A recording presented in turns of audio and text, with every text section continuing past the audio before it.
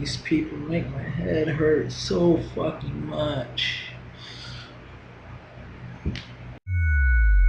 Hi, today we're going to ask and answer the question, why do prisons have so many black people in them? And I know what you're thinking. Hey Onision, be careful. You're white. Anything you say can be blown drastically out of proportion. I know what I'm doing. Also, apparently I'm not the only one wondering about this. Second search is, why are prisons filled with African Americans? Which, by the way, just because you're from Africa doesn't mean you're going to be black. In fact, the people we call African American oftentimes weren't even born in Africa. Silliness. It's 2015. Let's get over ourselves. Man, if I walk into prison and this guy's my cellmate, first thing I say is, yo, can I be your bitch? Is that cool? If you just got to prison, you might need some protection. I'm just saying. This is Nelson Mandela, who served a ridiculous amount of time in prison for no doubt some stupid reason. It says he was put in prison for 27 years for standing up against a government that was committing egregious human rights abuses against black South Africans. So that's why he's such a great guy. Because he's such a great guy. Aw, cute. Is that a puppy photo? I want to be that guy, Sully. He would cuddle after BFing me. What? Just because you're in prison doesn't mean you don't have desires and feelings. Why is the American prison system so disproportionately filled with African Americans? Black people. Just say black people. It's so confusing when you say African Americans. Many of them are American born. How does that make them African? You don't call me European American just because I'm white, so what the fuck? Majority of serious crimes that I've been involved with were black on black crime. While the perpetrators were African American, so was the victim. This is further enhanced by the reluctance of victims and witnesses to talk to the police. The overwhelming majority of calls we receive are in predominantly African American neighborhoods. There are probably numerous socio-economic, political, or other factors that contribute to this. I'm not wise enough to diagnose. Here's the thing. Just because you're born black does not mean you're going to wind up in prison, obviously. So let's not even tease the idea that it has anything to do with race. More often than not, the environment you grow up in greatly influences you. And in our country, a lot of black people don't have it so well right off the bat. This person is implying that basically law enforcement specifically targets black people. That part of the reason so many black people are arrested is because a lot of people arresting them are racist. You don't see that in the text? Because I do. I've seen this come up multiple times. They're saying that one of the biggest reasons that we have such a large prison population is because our country's so tough on drug offenses. That's crazy, right? If we legalized drugs, we would probably save a shitload in tax dollars. And we could take that money and go wage war in another country pointlessly and lose trillions on that instead. Woo!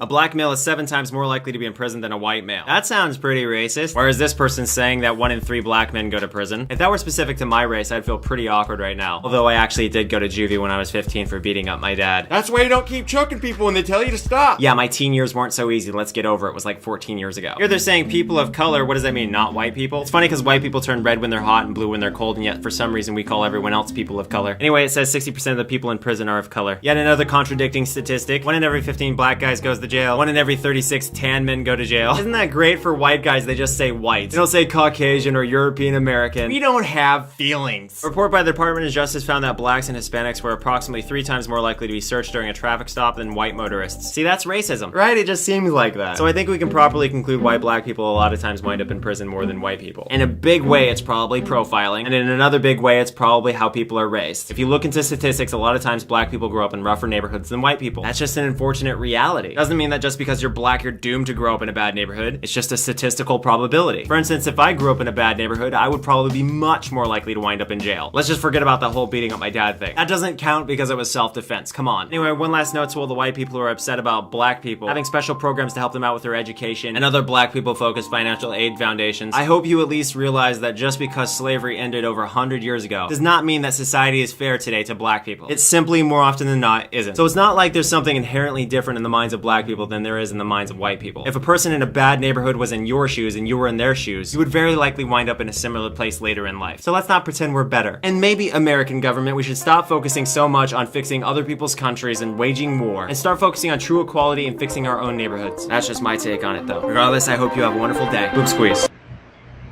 Alright, here's the deal with racism. We have to understand 2 fundamental things. Racism is partly mental and partly physical. The mental aspect is the one that we're seeing right now. The physical aspect, we really don't care about too much. It's the stuff, except for when you have these liberals going around and trying to make everyone genderless or colorless or whatever. There's no real reason why. I mean, yes, you have different colors of skin, you have different genders, but that's it. The rest of it is cultural. And when you're biased about a different cultural aspect, then that's where your racism generally comes in.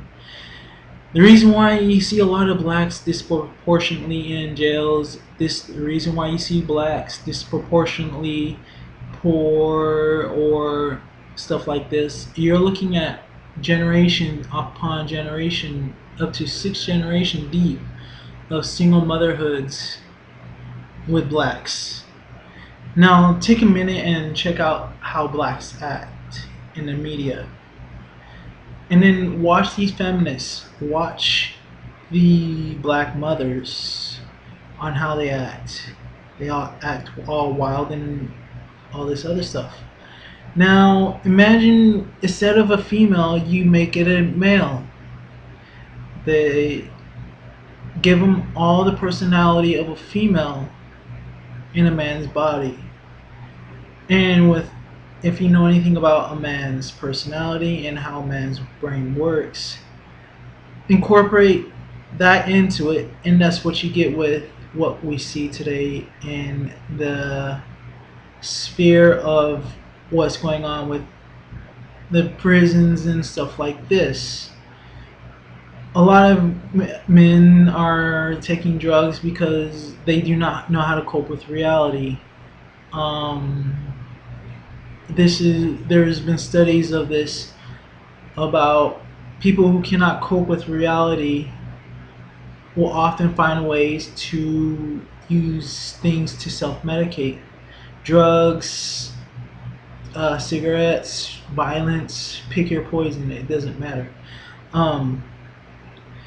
But the thing is I hear a lot of these, fuck it, I'll say white people sit there and say, well, we gotta do something. Well, more and more you do something, the more and more you fuck up other things.